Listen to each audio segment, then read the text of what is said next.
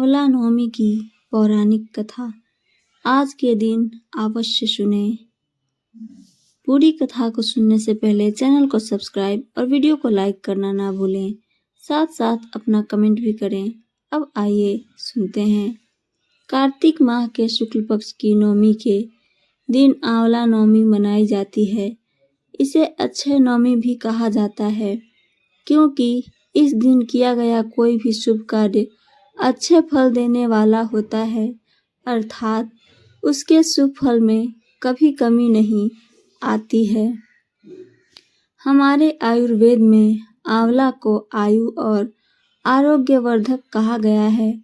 इस दिन आंवला के वृक्ष की पूजा करके उसके नीचे बैठकर भोजन करने का बड़ा महत्व है। माना गया है कि इससे वर्ष आयु आरोग्य बना रहता है। इस दिन आंवला के फल का सेवन किया जाता है।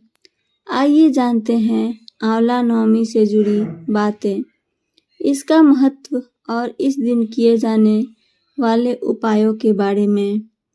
मान्यता है कि कार्तिक शुक्ल पक्ष की नवमी से लेकर पूर्णिमा तक भगवान विष्णु आंवले के पेड़ में निवास करते हैं। इस दिन स्नान, पूजन, तर्पण तथा अन्न आदि के दान से अच्छे फल की प्राप्ति होती है। आंवले के वृक्ष को विष्णु व शिव का प्रतीक चिन्ह मानकर माँ लक्ष्मी ने आंवले के वृक्ष की पूजा की थी। इस दिन आंवले के वृक्ष का पूजन करने से भगवान विष्णु और शिव की कृपा प्राप्त होती है। पद्म पुराण के अनुसार आंवला भगवान विष्णु का प्रतीक माना गया है और इसकी पूजा करने से मनोकामनाएं पूरी होती है। आंवला नवमी का महत्व। आंवला नवमी का महत्व इसी बात से समझा जा सकता है, क्योंकि इसी दिन द्वापर युग का प्रारंभ हुआ था। इसमें स्वयं भगवान श्री कृष्ण ने जन्म लिया था। आंवला नवमी के दिन भगवान श्री कृष्ण ने वृंदावन गोकुल की गलियां छोड़कर मथुरा प्रस्थान किया था। संतान और पारिवारिक सुखों की प्राप्ति के लिए रखा जाता है यह व्रत। इस दिन उन्होंने अपनी बाल लीलाओं का त्याग करके कर्तव्य के पथ पर पहला कदम रखा था। इसी दिन से वृंदावन की परिक्रमा भी प्रारंभ होती है। आंवला नवमी का व्रत संतान और पारिवारिक सुखों की प्राप्ति के लिए किया जाता है। यह व्रत पति पत्नी साथ में रखें तो उन्हें इसका दोगुना फल, शुभ फल प्राप्त होता है। आंवला नवमी के दिन स्नान आदि करके किसी आंवला के वृक्ष के समीप जाएं। उसके आसपास साफ सफाई करके आंवला वृक्ष की जड़ में शुद्ध जल अर्पित करें।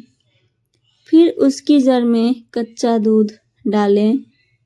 पूजन सामग्रियों से वृक्ष की पूजा करें और उसके तने पर कच्चा सूत या मौली 8 परिक्रमा करते हुए लपेटें। कुछ जगह 108 परिक्रमा भी की जाती है। इसके बाद परिवार के सुख समृद्धि की कामना करके वृक्ष के नीचे ही बैठकर परिवार मित्रों सहित भोजन किया जाता है। आंवला को वेद पुराणों में अत्यंत उपयोगी और पूजनीय कहा गया है।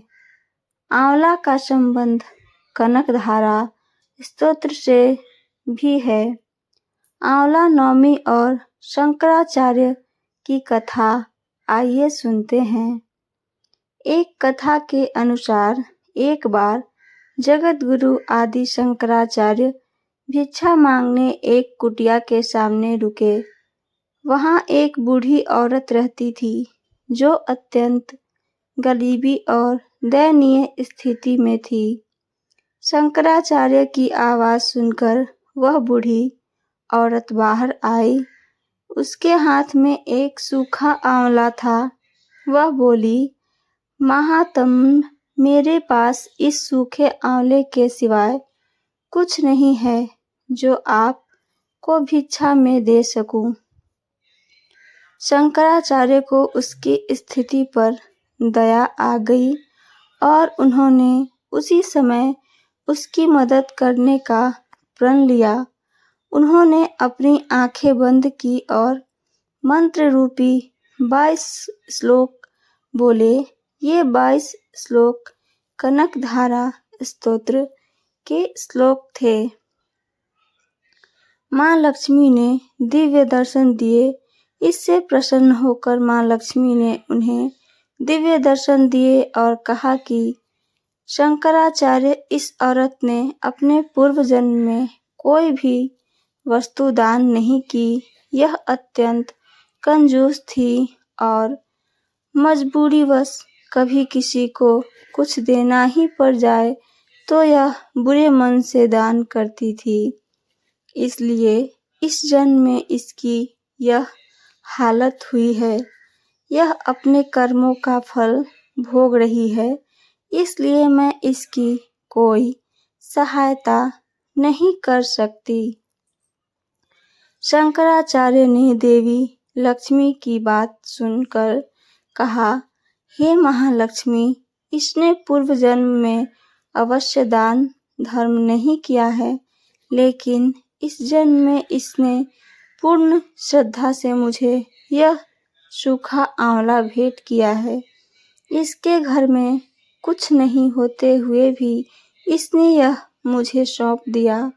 इस समय इसके पास यही सबसे बड़ी पूंजी है। क्या इतना भेंट करना पर्याप्त नहीं है?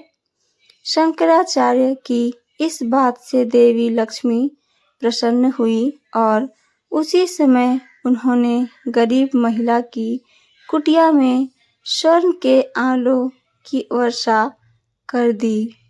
तो ये थी आज की हमारी आंवला नवमी की कहानी। अगर मेरी कहानी आप सबको पसंद आई हो तो चैनल को सब्सक्राइब और वीडियो को लाइक, साथ साथ अपना कमेंट करना ना भूलें। सुनने के लिए धन्यवाद दोस्तों।